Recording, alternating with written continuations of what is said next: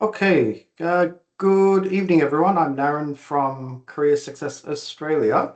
I'll just do a quick check. Can everyone hear me? Maybe just either you can use the chat box or just raise your hand, perhaps, or thumbs up or something like that. Um, Thanks, Jav. I think yeah, and we can use the chat box. I'm just going to test it out. So we might use the chat box throughout the session, guys, to get feedback, to get your answers to some questions that we might ask you. So welcome, everyone. I'm Naren. We've got a few people joining us, and I'm here with three of my colleagues. We've got Pearl and Nat and Katie. Katie's going to be helping to do some moderation and helping answer questions. So we're here, guys, tonight to help you with all the different types of questions you might have regarding your career, and specifically how to get interviews and how to get an offer. So thank you for joining. We're going to make this quite interactive and useful in terms of practical ways to get into the job market, because we know it is quite tough at the moment. So a quick introduction. So I'm Naren. I look after all the career coaching and internship programs at Career Success Australia. Basically, we do two things. We partner with companies who are hiring for people. So we advertise on Seek, we advertise on LinkedIn, we shortlist candidates, and then we manage the end-to-end recruitment cycle. Why that's beneficial for you is because we have the inside knowledge on what companies are looking for. So today I'm going to spend a little bit of time on how you can optimize your resume to get shortlisted for interviews. I might spend a little bit of time on LinkedIn as well, and share some other practical tips to help you along the way. So I might hand over to Nat, who is one of our career coaches here. Nat will do a quick introduction and she'll hand over to Pearl and we'll get started. So over to you, Nat. Hi, everyone. Really nice to see all of you here. My name is Nat. I'm one of the career coaches as well from Career Success. Been in the industry a long time, especially in the banking and finance, in tech and IT, and then also moved on to kind of recruiting, human resources, DEI space. So and I currently for CSA, I kind of work with across the space for internships as well as so speaking to companies, as well as working with candidates one-on-one. To really help them kind of navigate their career. That's it about me. I will hand over to Pearl. Hi, everyone. Welcome to the Careers Masterclass. Really pleased that you're able to join us this evening, and hopefully this session would be able to give you some insights on how you can navigate the job market. So just a quick one. So I'm Pearl, and I'm one of the internship coaches and also internship coordinators here at Career Success Australia. And maybe just a quick background. I have a background in over 10 years, more than 10 years experience in HR and recruitment prior to joining Career Success Australia. And in 2020, I joined Career Success Australia as an internship coach, and I have had help secure hundreds of students secure internships and even help with some job placements too. And I help them with one-to-one preparation. So I've helped interns with their CVs, preparing them for internship applications. I've also helped students with improve their interview skills. So internship preparation to help you be more confident, in facing host companies during interviews. And as an internship coordinator at the same time, I also help in coordinating internships, so matching interns with our partner host companies to help secure their internships. So hopefully, I would be able to work with some of you guys here today. So yeah, that's a little bit about me. Thank you, and welcome to Careers Masterclass. Thanks, Pearl. Thanks, Nat. So you can read up about us online. I won't waste time there. But I think the most important thing here, guys, is to understand potentially why it's hard to get a job. Now, what you can see on the screen here are the core reasons why you might be finding it hard to get into the market, or even finding it hard to get interviews. There's a lot of competition now. So you might find, depending on the location and the position, there's anywhere between 20 applicants, sometimes 300, 400 applicants, sometimes even more, depending on the role.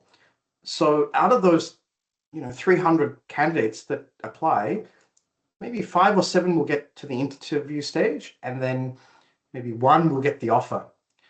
Depends on how many roles they're hiring for. So it's super competitive.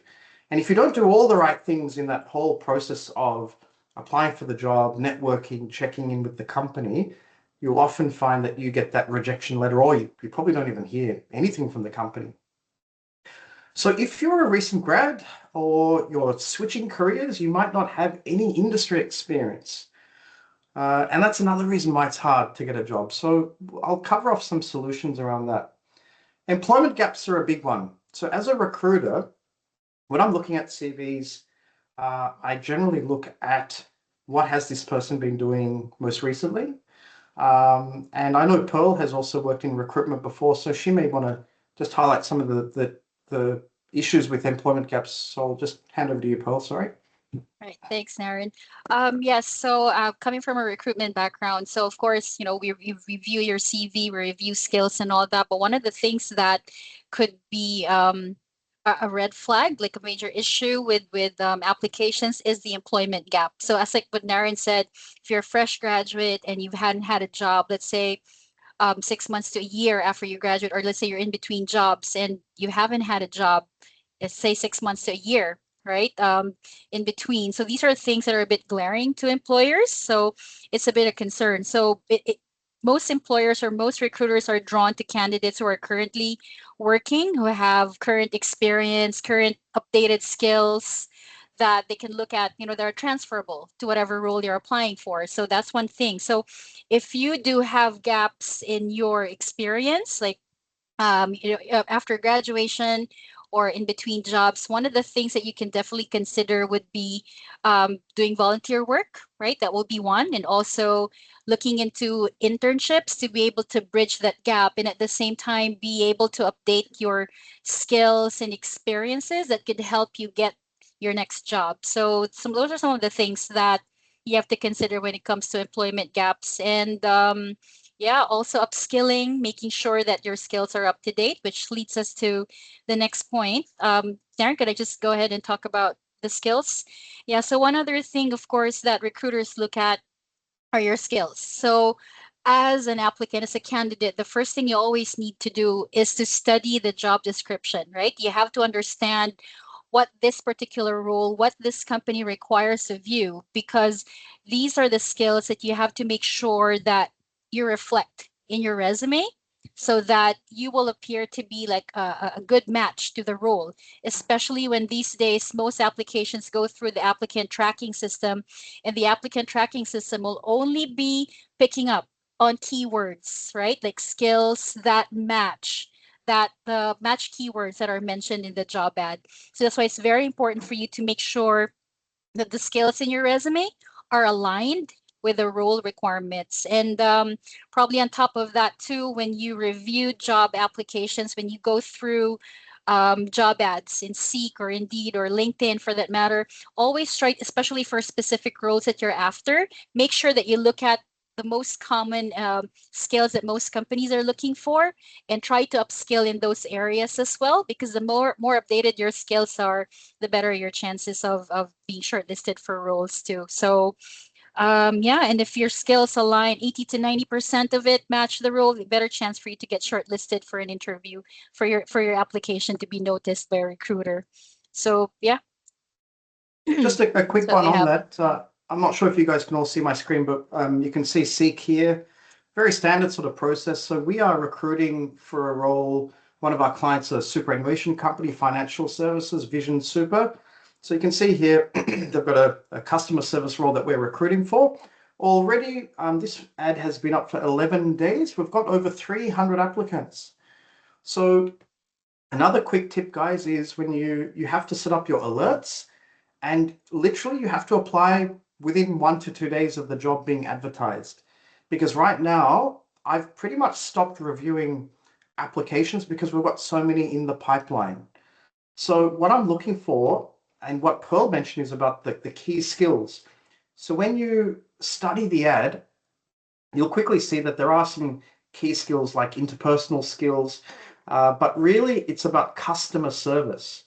So when we put the CVs through our own ATS, we're screening for keywords like customer service, customer support. Customers is a big one. But we've also got some technical skills here like RG146 and ASFA. So the CVs that have these two particular key skills in the resume and cover letter are likely to get shortlisted, or they're likely to get put up into our filtering system. So certainly when you are applying for jobs, really analyze and study the job ad, pick out the top 5-6 key skills and put that into your resume and cover letter. I might just hand over to Nat, who will also talk a little bit about market conditions, resume we've covered, and referrals. So over to you, Nat. I think you're on mute. Yep, I was. Also, to add on to that, is you can see how many applications there were in 11 days. The moment you see it, set up your alerts on Seek so that you can apply straight away. So at least you're in that kind of pool where you get that opportunity where companies are able to review your resumes instead of that, meeting that beyond that cutoff point. So yeah, market conditions, as we know, the market has significantly kind of slowed down. It's changing constantly from the beginning of the year, given the Middle Eastern crisis as well. And also, of course, the introduction of AI. So, a lot of these kind of entry-level roles, especially if they're repetitive ones, they tend to be, harder to get at the moment. So, but again, it's not about, it's about seeing the positive of that. It's really time for you to continue to upskill. So AI is here to stay. So I think it's really about thinking about how you can use AI in your roles, upskilling, going online and taking all of these courses. There's plenty of them at the moment to try and be ahead of that, so that even if you get into a role, you're able to work with AI, and just, do your work better, more effectively. So I think that's really a really important part of staying relevant. Bad resumes, I think Naren's going to take you through a great resume, or how to get a great resume. But I think in general, again, Pearl also spoke to you about that. It's about looking at the role and really customizing your resume. So not having just one resume, a generic resume that you're sharing for every single role that you see. Each of your resumes has to be customized to the role to pull out some of those skills that they're looking for, so that you get that first look in. So that's really important. Going back to getting in on LinkedIn, making connections, so setting up alerts, and also reaching out to recruiters. Also with the market conditions, it's about looking at kind of contract roles, reaching out to people who are in similar roles that you're interested in getting, making those connections. All my, in my long career in National Australia Bank and in CommBank, we often hired from referrals. So really important, reach out to your network, reach out to your old colleagues, your old university mates, and ask for that referral. Say, hey, can you refer me? Because often these bigger companies prefer to hire that way. So that's a really big part of building your network and creating that network even on LinkedIn to be able to get a referral, so that always puts you slightly above the rest. Fantastic. Thanks, Nat. And just on that, I'm also seeing a shift now where companies are switching off looking at resumes or CVs, and it's about finding candidates through either current staff or employees, or through connections. So previously you would spend time applying for like 20 jobs, 30 jobs a day. What I would be recommending is sometimes reduce that, especially the time and effort to optimize your application. You can use AI now, that's for sure. But what I'd be doing is shifting my time and energy into building connections, going to different meetups, leveraging my current networks on social media and LinkedIn to try and build up connections with people, professionals and recruiters, even HR managers in my industry.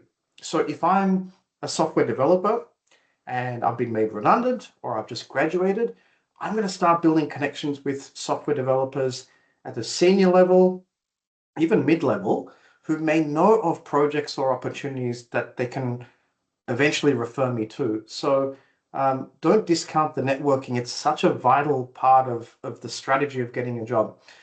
Now we're going to just shift gears and do a quick little exercise and activity, which is what I call the recruiter activity and recruiter test. So if you're applying for 30, 40, 50 jobs a day and you are not hearing back, it tells me a couple of things. Number one, there's certainly something wrong with your CV. It's either missing keywords, or it's not ATS friendly, or you've got something more substantial or a bigger issue like a big employment gap or no experience. So what I'm going to do, guys, is this. I'm going to share my screen in a second. And what I'm going to do is share with you 3 resumes. We've got resume 1, resume 2, and resume 3. Okay, and I'm going to show each of these resumes for 5 seconds, and I'm going to get you to play the role of a recruiter. So pretend you're a recruiter and you're hiring for this particular job, and you get 3 resumes, and you've got 5 seconds to you've basically got 5 seconds to pick the resume that you're gonna shortlist. So here we go. And what you can do is use the chat box to put in either 1, 2, or 3. So pick the one that you would hire. So if you think resume 1 is the best, put 1 in the chat. If you think resume 2 is the best, put 2, and 3, put 3 in the chat box if you think resume 3 is the best one. So let's get started. Here is resume 1. I'll keep this up for 5 seconds. So you're basically saying, looking at this, thinking, is it a good CV or not? That's resume 1. And we'll go to resume 2.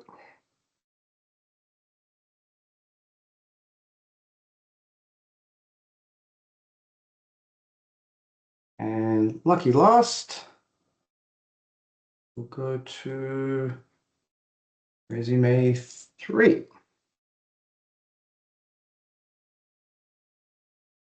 So you've had a look at 3 resumes as a recruiter, 1, 2, or 3.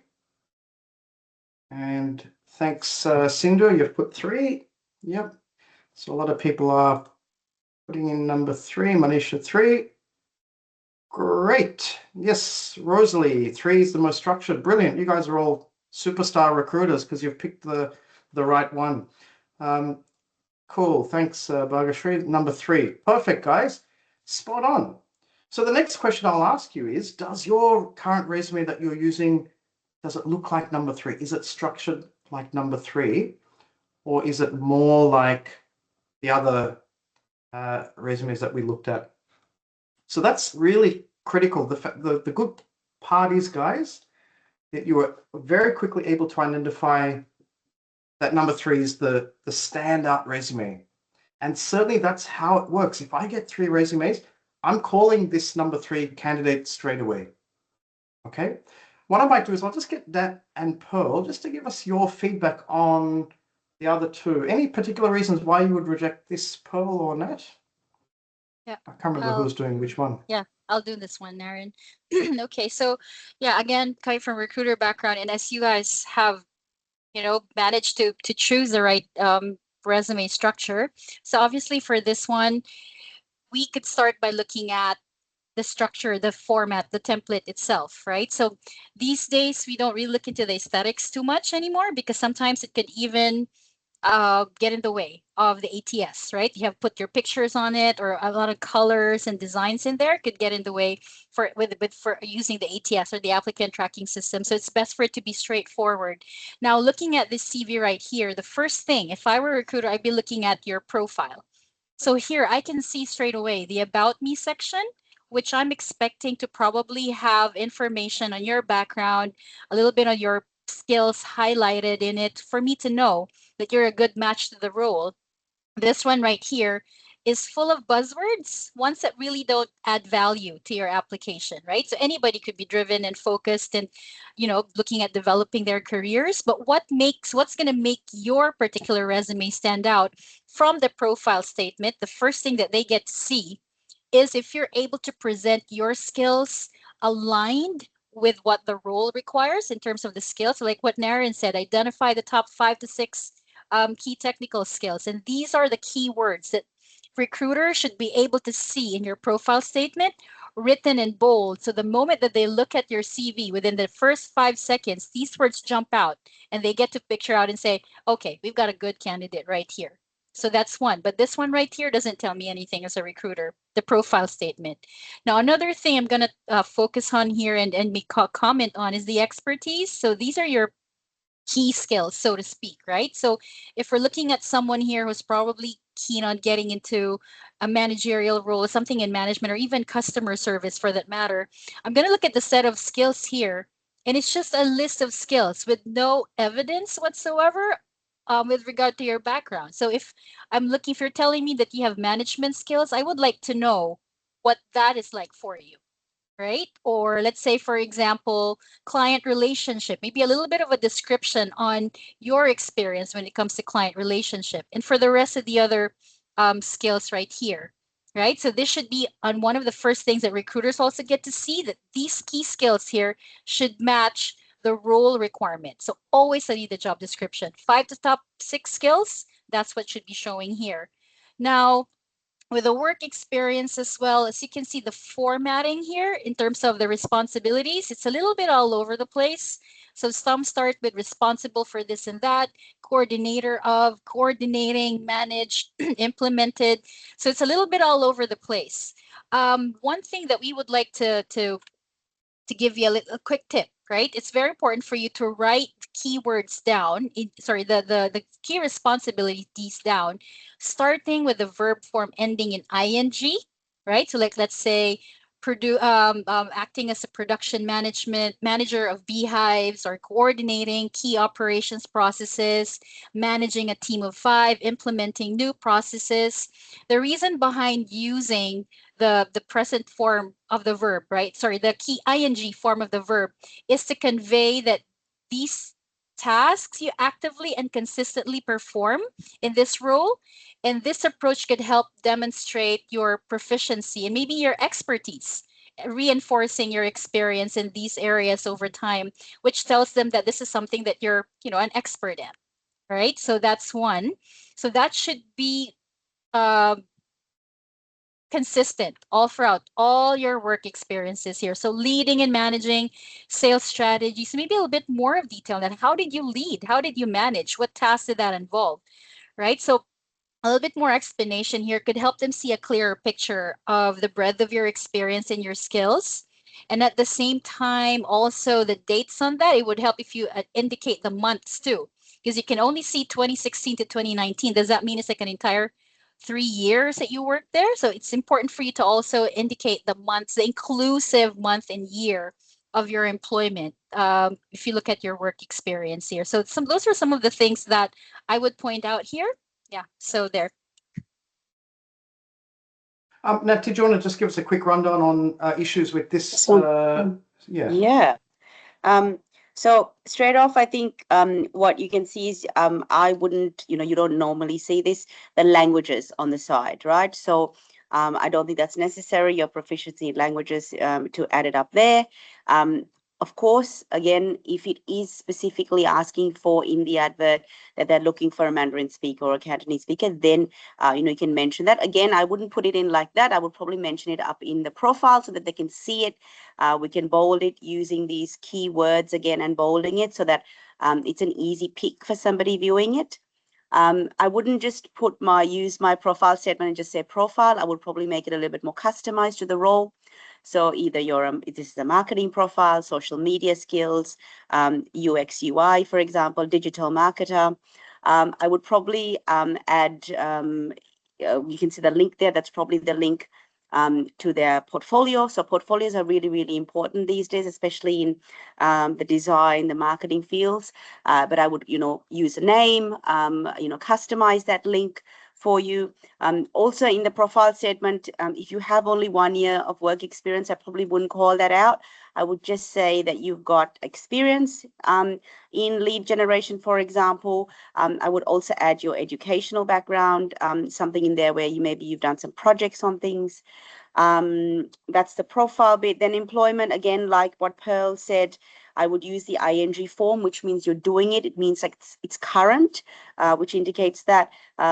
Also with this, I would add achievements. So great, you planned, develop and created advertising. What does that mean? Right. So tell me a bit about, was it a certain number of campaigns? Did you achieve, were they really recognized? So I would like a little bit more evidence points in terms of these skills for you to demonstrate that. Also with your skills that are in the corner there, so just customer service, effective time management, some of those things, again, we're looking for achievements, evidence points, so list them in separately and draw out those examples and say, look, I have this skill because I'm demonstrating this skill by doing this. And explaining that either in your past experience, in a university project, in volunteer work, that pulls out a little bit more of the detail and it makes it a little bit more robust. So you're adding more value to your resume. Yeah, Naren. Fantastic. Thanks, Nat. And obviously, most of you guys picked this one as the winning resume that you would shortlist for an interview. And I think here are the reasons why. Number one, it will certainly get through ATS systems for a marketing role. Why? Because you can see here, headline is optimized, marketing coordinator profile.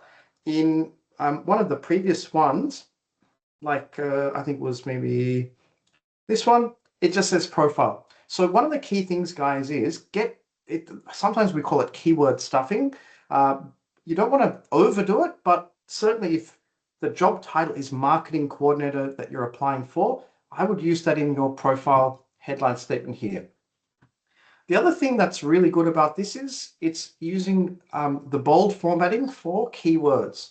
So for example, if social media was in the job ad and it came up maybe 3 times, so the job ad says, we're looking for someone with experience in social media marketing, putting it in bold catches the recruiter or the hiring manager's attention.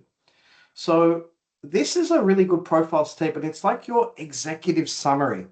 So recruiters and hiring managers generally spend no more than 5 seconds scanning page 1 of your resume. So all they're going to do here is give it a quick glance to see, does this person have the skills? Do they have the experience that we're looking for? The next section, which is super important, are your what we call your core competencies or your core capabilities or your core skills. Again, we're using marketing and communications, more keywords. But the way we structure it, and this is what we do with all of our clients and their CVs when we help them with their applications, is we pick, or you should pick, the top 4, 5, 6 skills from the job ad.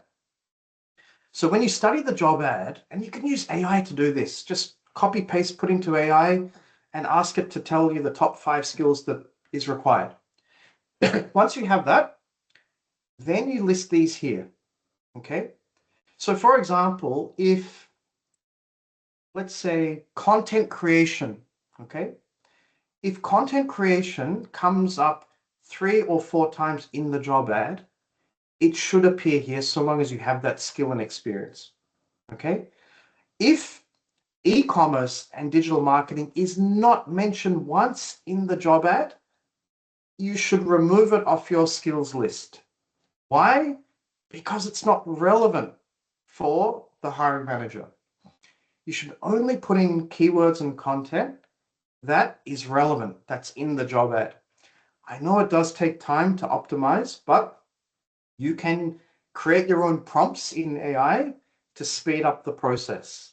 Okay, so you just feed feed AI the job ad, feed it your CV. You can add more prompts to it to enhance the different keywords that come up. But you should end up with an optimized skills list like this. So with this little exercise, you can quickly see the three different CVs and the clear winner that's going to get shortlisted. So we can see this even more. I'll walk you through another resume, but I just want to take a little pause there as well and just talk you through two critical things that you should do when you are applying for jobs.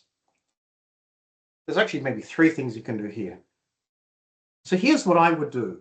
Because competition is so high at the moment, when you hit apply, your application may never get read. And that's probably why you don't hear back from companies or recruiters. It's because they haven't read it. So you can't just rely on Seek or LinkedIn to apply for jobs. There are three critical things you should do in this process. First thing you're going to do is find out who is advertising. Is it the company or a recruiter? Here it's a recruiter, it's us. Okay. Second thing you're going to do is find out who is the person that's advertising. So sometimes in the job ad, they'll mention the recruiter's name and an email or a phone number. Here we haven't. But you can go to our website or our LinkedIn page or any recruiter's website or LinkedIn page and find out who someone senior is there. It could be the head recruiter, head of talent, HR, director, whatever. Then you're going to find their email address. There are websites like Apollo AI or even AI tools like GPT. You can get the email address. And then what you're going to do is you're going to email your application to the main person at that company, whether it's a recruitment firm or the actual company. The reason why you're going to email your application is because there's a very high chance it hasn't been read. So when your application comes into my inbox, I'm definitely going to look at it. Okay? So that's number one, email. Second thing you're going to do is you're going to call. I know it's a bit scary and it's a bit old school and sometimes it's you feel a bit nervous doing it. But guess what? The candidates who actually pick up the phone and call me have a significantly higher chance of getting an interview with the client. Okay? So, and you can't just call up and ask, have you read my resume? You have to have a script, you have to practice it, and you have to talk a little bit about your skills and experience as well. But calling makes a big difference, guys. I'll give you a quick example. For this particular role, let's say we have already identified 5 candidates that we're going to interview. If someone calls me and they sound really enthusiastic and they have a really good profile, I'm going to include them in the mix. And what did they do? They just called. So if you're really eager and hungry to get interviews, to enhance your chances of getting to an interview and to an offer, you have to call. The third and final thing that you're going to do is find people on LinkedIn and connect with them, send them a connection. It's not as effective as the phone call or the email, but it certainly helps, okay? So those are 3 critical things that I want you to start doing. Now, when we go back to our slides, these are basically the 4 things that companies are looking for when they hire. And I might just throw over to Pearl and Nat just to walk us through just a very quick summary of this, and then I'm going to show you a quick LinkedIn strategy as well. So this is what hiring managers are looking for, guys. So Pearl, Nat, did you want to just maybe walk us through your comments on maybe 1, Nat, and 2, Pearl? Sure. So again, with the moment absolutely, the moment they're going to be seeing um, a, a vast number of resumes, the ones that are going to be standing out are the ones that have been customized, have the kind of key skills, so that it's really easy in that sorting process that you're like, okay, this person definitely has a skill. They're in the yes pile, you know. So it's really about making sure that you are having separate resumes for different roles and really optimizing those resumes for the role that's being advertised. A cover letter is also a great way to make an impression. And really, for me, the better cover letters would be the ones where you're telling me or you're telling the company why you want to work for them, for example, like calling that out. Hey, I have all these skills, but this is why I want to work for you, and this is how I can add value to your company. So those are the kind of things that you really need to think about in these cover letters to actually get into that yes pile. Maybe Pearl can talk about skills. Yep. Right. So for following that, so for skills and experience, first is industry experience. So especially for those who are looking for jobs, you've probably already gotten responses upon sending your application, or maybe even during interviews already, saying that unfortunately we're not moving forward with your application because we're looking for someone who has industry experience, local industry experience in Australia, which is, a sad reality though if you think about it, because some candidates have, overseas years of overseas experience, but the reality of it is most Australian companies look for candidate who has local industry experience, because well, that's when they can figure out, right, if they've worked with people in the workplace, in Australia, relevant skills in the Australian setting. So that's where internships come in, right? So we have candidates who come in who have years of experience and maybe even not, but are having difficulty applying for jobs and getting even shortlisted for interviews. It's because of the industry experience, right? The lacking industry experience. So that's why internships or volunteer work, or internships for this matter, would help you with this, right? Because once you have an internship placement, let's say 3 months worth of internship with a local industry, local company, you could put that in your CV. It could help your CV stand out upon looking at it, saying, oh, they've worked with this company, have done these set of tasks and have gained these skills, right? So that helps you stand out, right? Because you have local industry experience already, transferable skills in one way or another. So that's what that's what most companies are looking at.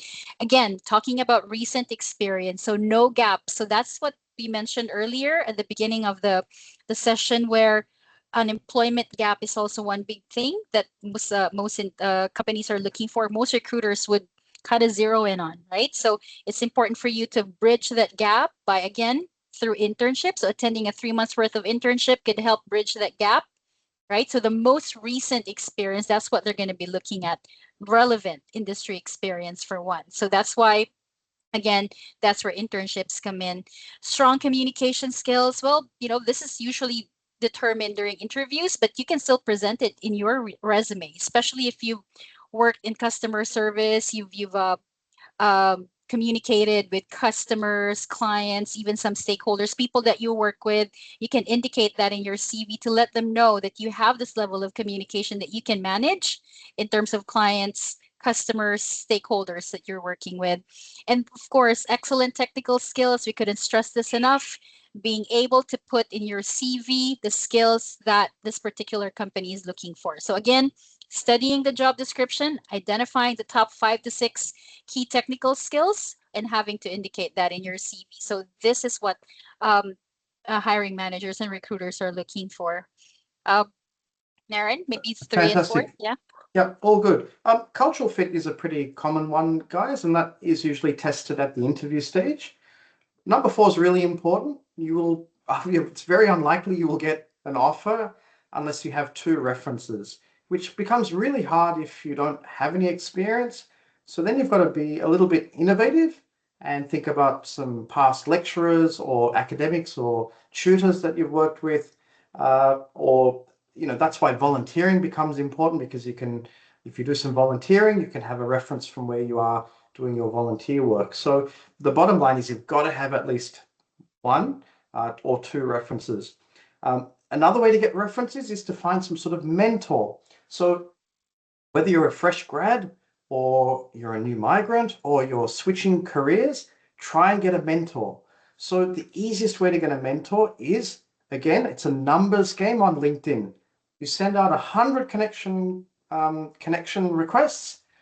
You don't obviously just ask straight up to be a mentor, but you construct a connection message to say that you're entering the AI industry or you're looking for some opportunities in the mechanical engineering sector and you're looking to connect. And after some time, once you build up what we call a rapport or a connection with that person, then you can say, look, would you be open to being, some sort of mentor for me? So references are really critical. Before we sort of move over to Q&A, and by all means, this session is designed to have all of your questions answered. So there's a Q&A function in Teams. So any type of question you have, whether it's you're struggling to get internships or you're not hearing back from recruiters, just post your questions in the Q&A and then we'll address those in about 10 minutes. Now, one of the last slides I'm going to cover before we break off into Q&A, and I'll do a quick LinkedIn demonstration as well.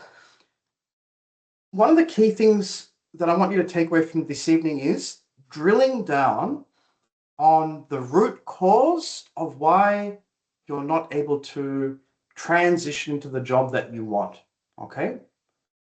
So it's really important to look at the current situation that you're in and break it down into why am I not getting to where I need to get to? There's basically 3 groupings. So if you're not getting interviews or you're not hearing back, it's either a problem with your experience, that you haven't got recent experience or relevant experience, or you've got that gap.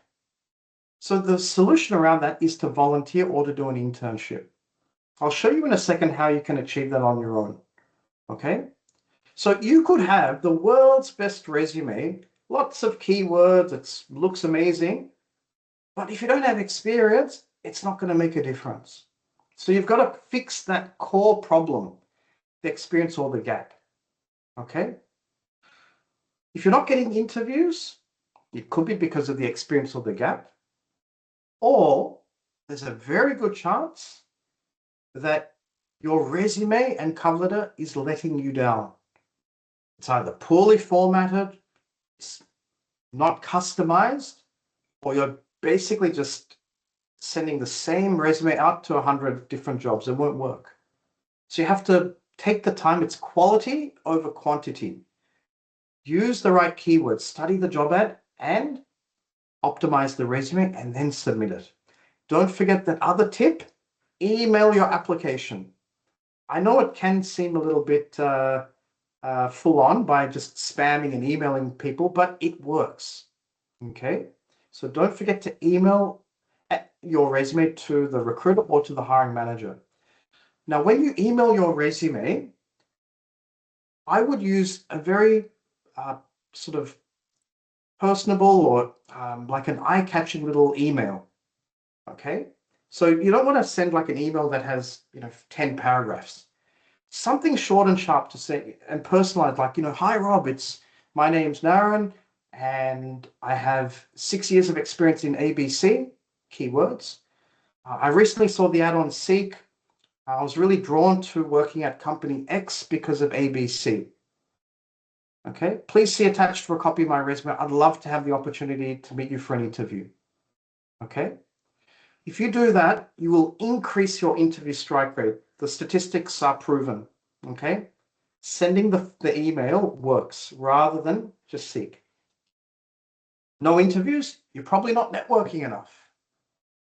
If you're job hunting and you're a job seeker, networking becomes your part-time job. Sending connections, building connections with recruiters, talent managers, CEOs, okay, directors. This one here, no offers, is not a bad problem. It tells me you're getting interviews, okay, but you're not cracking the interview.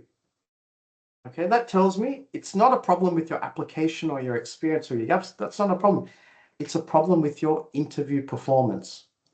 It's a problem with how you're coming across in the interview. Okay, so again, there are some amazing AI tools that now you can do interview practice with AI, and it'll give you amazing feedback. So if you're at this stage where you are getting interviews, but you're not getting through, just do a quick search, and there's some paid platforms, there are some free ones where you can role play with an AI avatar, and it'll give you feedback on your tone, your body language, the structure, the STAR method. Okay. So I'm going to just pause for 1 second and switch to LinkedIn and finish off with one little tutorial to show you how you can find opportunities, either to get internships to overcome the experience or the gap, okay? Or if you are looking for paid employment, there's certainly ways that you can network your way to getting interviews. And they call this the hidden job market, okay? So let's hypothetically say that I'm a junior level or graduate civil engineer, okay? And I've applied for 200 jobs on SICK and I haven't heard back. So what I'm going to do is I'm just basically going to search for civil engineers. And let's put that in Melbourne.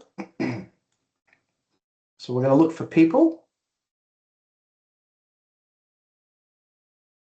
And we're going to look for Melbourne and show results. Okay. So we could look for civil engineers. I'm actually going to change that, sorry guys, to let's go for construction manager. Okay.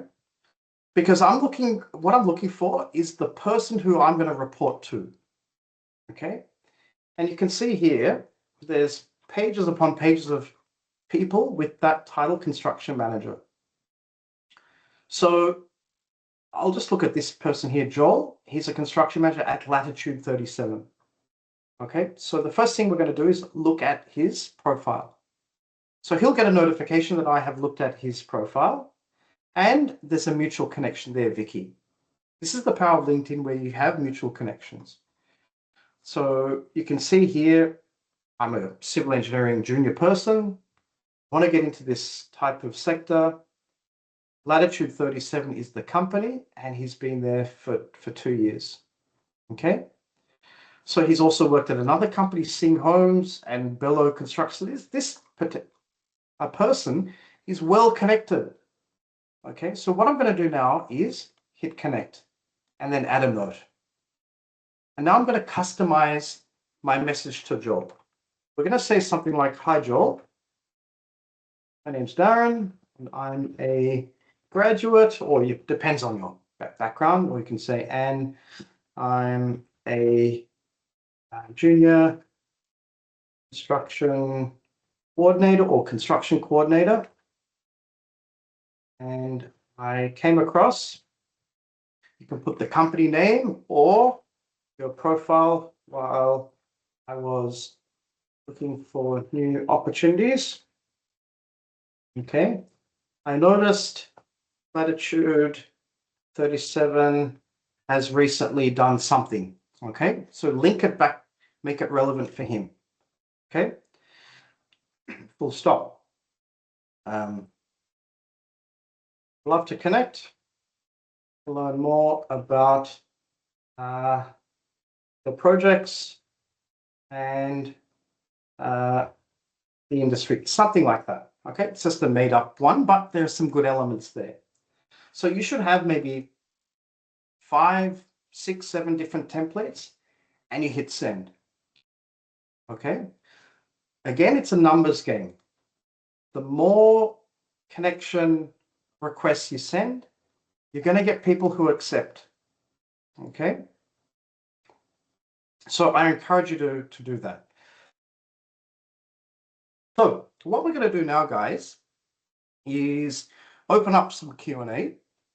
So I might hand over to Nat and Pearl just to look at that Q&A box.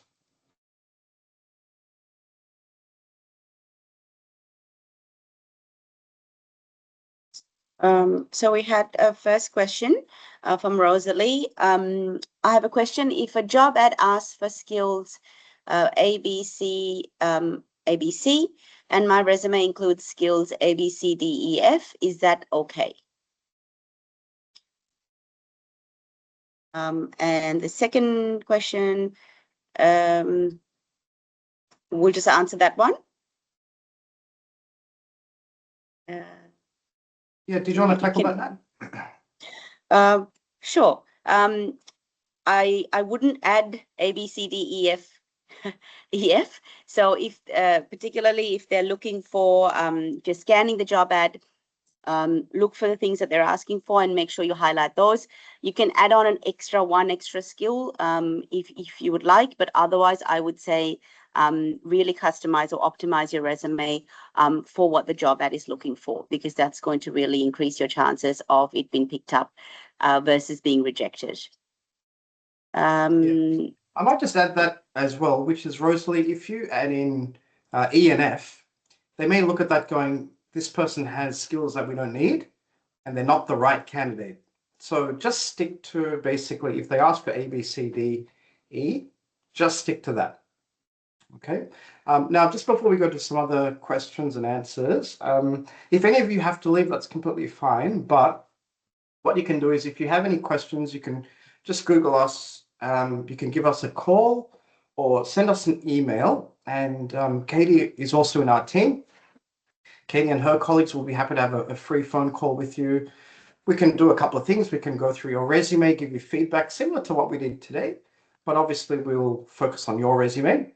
And then we'll obviously look at your career plan, your career strategy. So if you'd like to book a free call with one of our team, feel free to send us an email here, or you can give us a call as well. So feel free to stick around for some Q&A. Otherwise, thank you for joining us.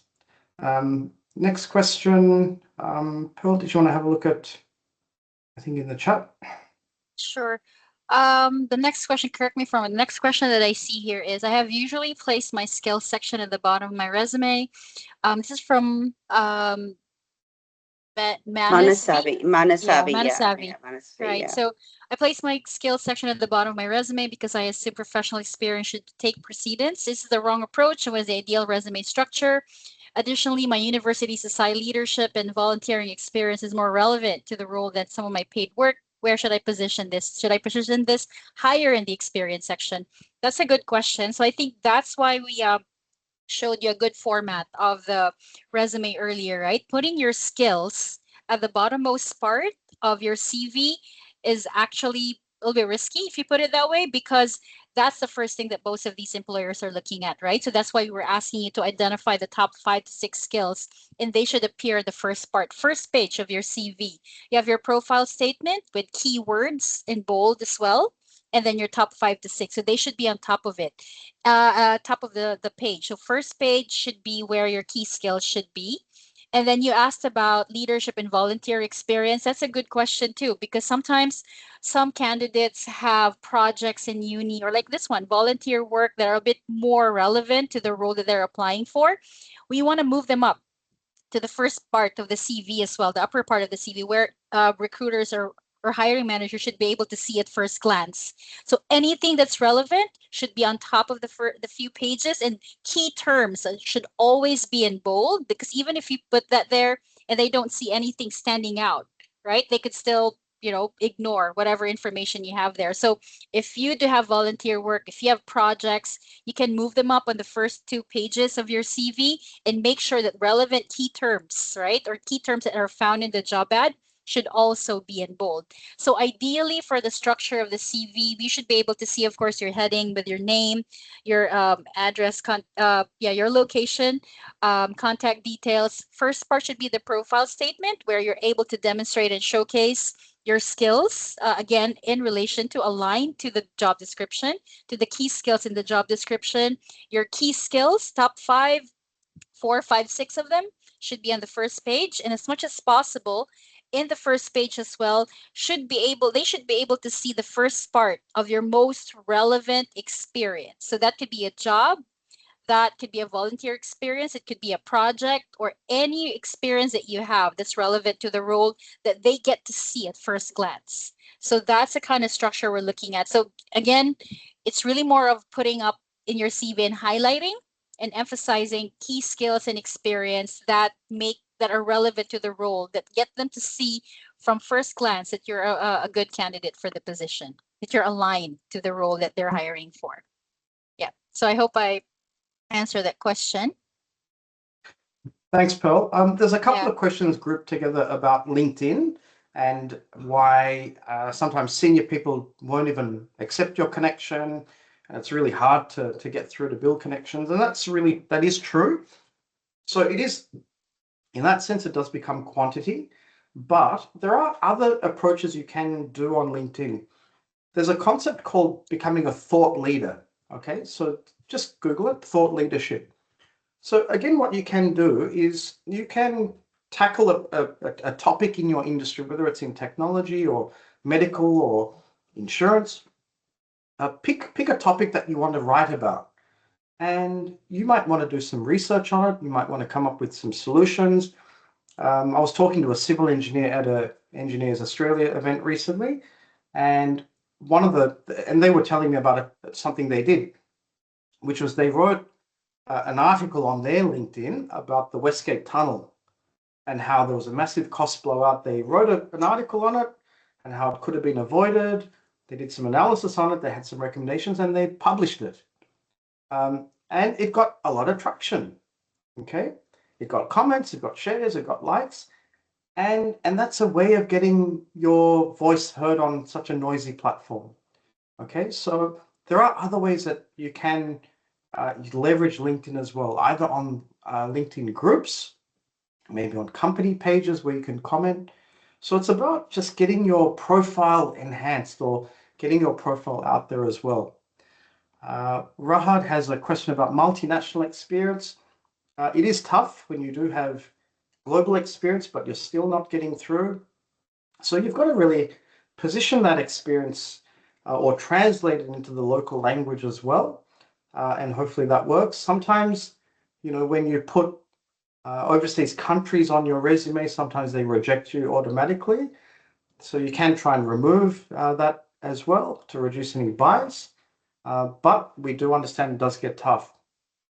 What you can do is, again, if you've got lots of overseas experience, just go direct to the HR manager, or to go direct to the senior person, a GM, or a director, or even the CEO, who may be much more open to looking at international experience. I think we've got a couple of other questions there about how to get internships or jobs when you don't have any experience. So again, you've just got to put yourself out there. I recently met a graduate. I think they studied, was it information systems? So they were trying to get an internship as a business analyst. And literally what they did was they emailed about 150 small to medium technology companies. And they basically said, look, here are my skills. Here's my CV. I'm happy to come and work for free for a couple of days a week to get experience to help you with your projects. They got about 3 offers for internships just by doing that. So if you're a fresh grad or a final year student and you're looking to get experience, put yourself out there. Call up companies and say, look, I'm looking for some experience to help with your software development. I'm looking to come and get some experience in mechanical design engineering. So if you put yourself out there and you call up, you email, you network, one of those companies will come through. Okay, so it's about continuously contacting companies. One of them will work. We've got time for, I think, one more question. So if you do have any questions, guys, feel free to use the chat or the Q&A. Last question is from Mohammed. You've got double masters in different fields. Should you include both or the relevant one? I would probably just put the relevant one. So, for example, if you've got a master's in commerce and a master's in public health, but you're only applying for, say, public health jobs, just put the public health one. Having said that, a commerce degree may be complementary to that, but I think stick to the skills, projects, internships that are relevant to the job that you're going for. So look, thank you guys for joining. Hopefully today's session was useful and helpful. As I mentioned, if you have any follow-up questions or you'd like to do a one-to-one session with either Nat, Pearl, or Katie and her team, feel free to send us an email. You can go to our website. There's a book a free consult as well on our website as well, so you can use that, or feel free to give us a call. So thank you all for joining, and we'll be in touch with you in the next couple of days anyway, just to get some feedback and to see if there's a way that we can help. So thanks very much. And last question from Harsh: how many pages should you have in your resume with 15 years experience? Normally, even with 15 years experience, I reckon 3 pages is okay. 3.5 maximum, Harsh. So keep it to 3. And remember, if your experience from like 14 years ago is not relevant, you can leave it off. So thanks everyone for listening, and we'll be in touch with you soon. Have a good night. Thank you.